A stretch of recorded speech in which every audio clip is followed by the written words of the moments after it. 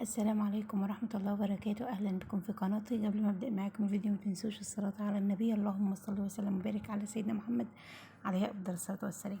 الفيديو بتاع النهاردة يا بنات مختلف كده.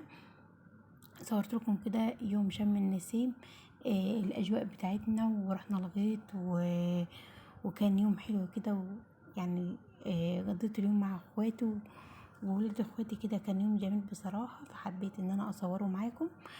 كمان حبيت ان انا اصور كده للذكرى، يعني عشان الفيديوهات دي تبقى معايا على القناة وكده. بصوا، المقطع دوت كان في مقطع تاني قبليه، اللي هو كنا عاملين فسيخ ورنجة، وكنا محمرين بطاطس وسلقين بيض. بصوا كنا عاملين حاجات كتيرة حلوة والله العظيم، بس للأسف بعد ما صورت المقطع اتحذف مني من على التليفون يعني. فدوت كان مقطع تاني، يعني بعد ما أكلنا وشربنا الشاي، بعد ما أكلنا الفسيخ والرنجة و...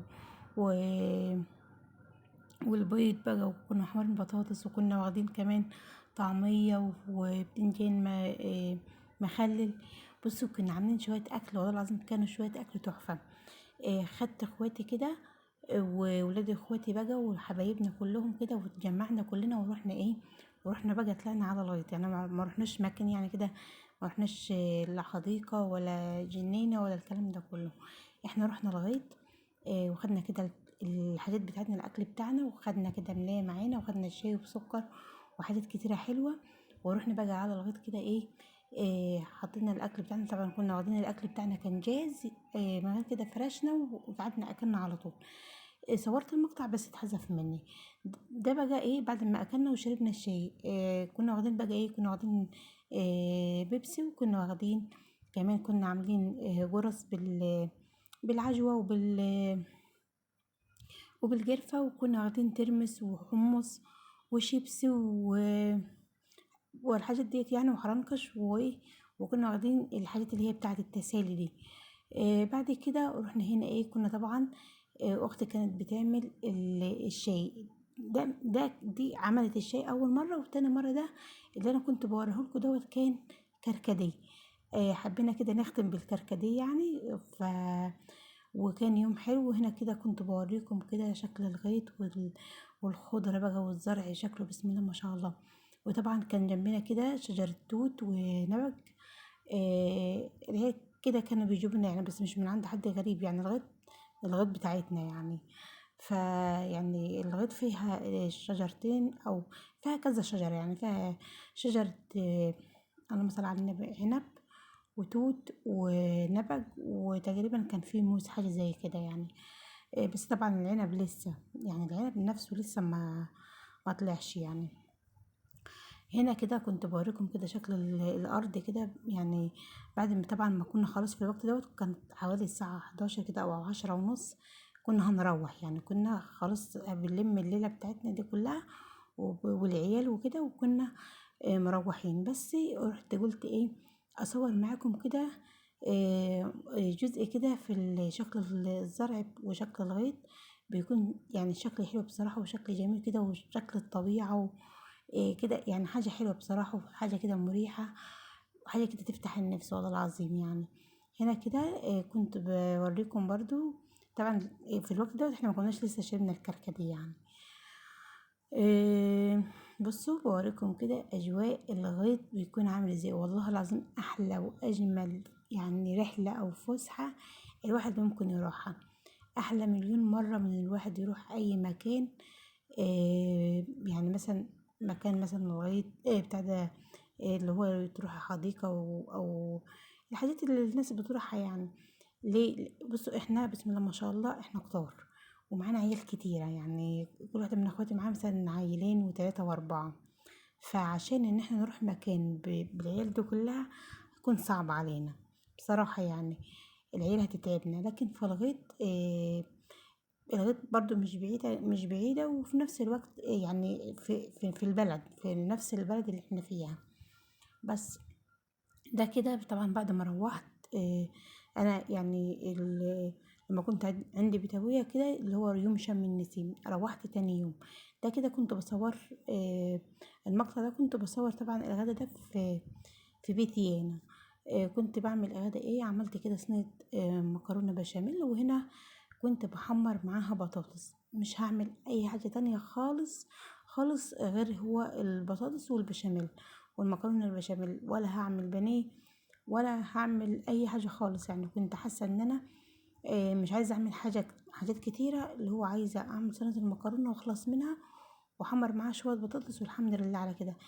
آه، كان نفسي بس في حاجة واحدة بس، ان يكون في مخلل، بس ما كانش للأسف، ما كانش عندي. ده كده اللي ايه الغدا بتاعنا. طبعا بعد ما عملت الغدا واتغدينا وطبعا شربنا الشاي، عملت ايه، دخلت كده على اوضه النوم. عندي يعني ايه اللي هو دخلت اوضه ادهم يعني ابني، فحابه ان انا ايه، قلت ان انا انزل الشتوي، اطلع الشتوي وانزل الصيفي. هو بصوا انا يعني اللبس الشتوي والصيفي كله في ظرفه واحده، يعني ما بحطش تحت السرير بالنسبة لللبس بتاع ابني، يعني عشان الدولاب كبير وفيه أرفف كتيرة فبيشيل كتير يعني. فعشان كده الشتوي والصيفي بيكون في نفس الضرفة، بس باختلاف ايه، باختلاف ان مثلا انا حاطة اللبس الشتوي في الرفوف اللي من تحت والصيفي فوق، فهنزل الصيفي هو اللي تحت واطلع الشتوي هو ايه اللي فوق، بس كده يعني. وطبعا مع ان انا اظبط الرفوف كده، انفضها وامسحها وابدا ان انا ارص الهدوم بشكل يعني ايه، بشكل احلى. هنا كده كنت بوريكم الجزء الاول او المقطع الاول قبل ترتيب الدولاب، يعني أنا بوريكم كده النعكشه والبهدله.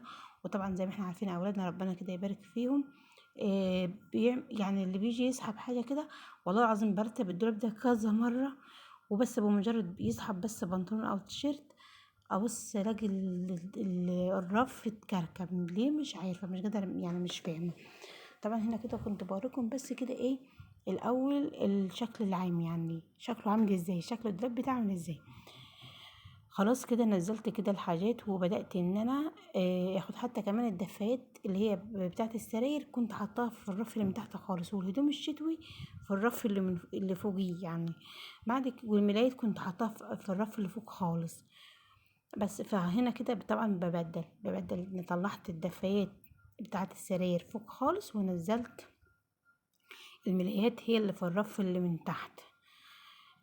هنا كده كنت بوريكم كده الجزء دوت كده. طبعا ما حبيتش اطول عليكم، بس بوريكم قبل وبعد وعشان خاطر بس الفيديو ما يطولش مني. هنا طبعا رصيت الهدوم الشتوي كلها في الرف اللي من تحت خالص بالشكل اللي انتوا شايفينه ده. طب ليه أنا مطلعتش الهدوم كده فوق خالص في الرف اللي فوق؟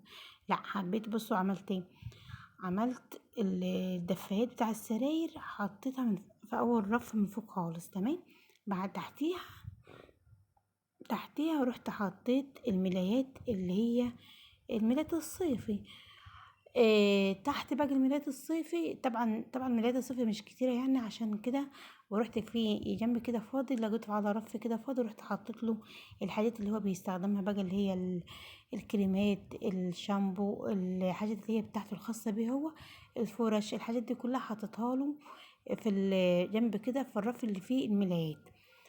كمان هنا الكريمات ديت هو بيستخدمها عشان هو كاشف لوشه وكده، فالدكتور كاتب على الكريمات اللي هي في العلب دي، فهو بيستخدمها كده ويرجعها مكانها تاني عشان ما يبقاش فيه كركبه وزحمه يعني وكده. وهنا كده طبعا كريم شعر والايه والحاجات اللي هو مزيل العرق والحاجات اللي احنا عارفينها دي يعني بتاعت اولادنا. بعد كده رحت عملت ايه، حطيت في الرف اللي تحت الهدوم الصيفي، وتحت خالص حطيت الهدوم الشتوي. يعني حبيت ان انا اخلي الملايات مثلا فوق بعضيها والهدوم او اللبس بتاعه فوق في الرف فوق بعضيها، فاهميني. بس ده كده شكل الدولاب بتاعي طبعا بعد ما ظبطته كده ورتبته بالشكل اللي انتوا شايفينه ده. بس يا رب يا رب يا رب يفضل الدولاب على وضعه ده، ما يتبهدلش اه ويتنعكش ويبقى شكله مش حلو. بصوا شكل الدولاب طبعا بعد ما اتظبط كده يعني وترتب بشكل شكله حلو كده، وشكله بصراحة حتى يفتح النفس، ويكون سهل كده في الاستخدام. يعني الواحد لما يجي يسحب حاجة يكون سهل عليه، بس طبعا ما فيش حاجة بتفضل على حالها. طبعا هنا كده في الرف من تحت خالص حطيت له الهدوم مشيته كلها، والكرتونه الصغيره دي حط فيها الشرابات عشان ما يتوهش في وسط الهدوم، وكمان حط الشنط بتاعه المدرسه بتاعته. هو ما بيستخدمش الشنط كتير، بس انا مخليها برضو ايه اللي هو احتياطي يعني، عشان منين ما يعوز شنطة يسحبها تكون سهلة عليه. بس وهنا ديت الساعات والحاجات بتاعته. طبعا كنت حاطاها في الرف من تحت خالص، بعد كده رحت غيرت رأيي وطلعتها فوق كده جنب الحاجات اللي هي اللي هي جنب المرايات يعني وكده، في الحتة في الجزء اللي هو فيه الكريمات. بس وده كده شكل الدولاب بتاعي يا بنات. اتمنى منكم طبعا لو وصلت معايا لحد هنا متنسونيش كده من اللايك والكومنت حلو منكم تشجعوني بيه، وكمان اشتراك في القناة لو اول مرة تشوفيني. بالله عليكم بالله عليكم محدش ينسى اللايك واشتراك في القناة طبعا لو عجبتكم. بس هنا كده نهاية الفيديو، مع السلامة.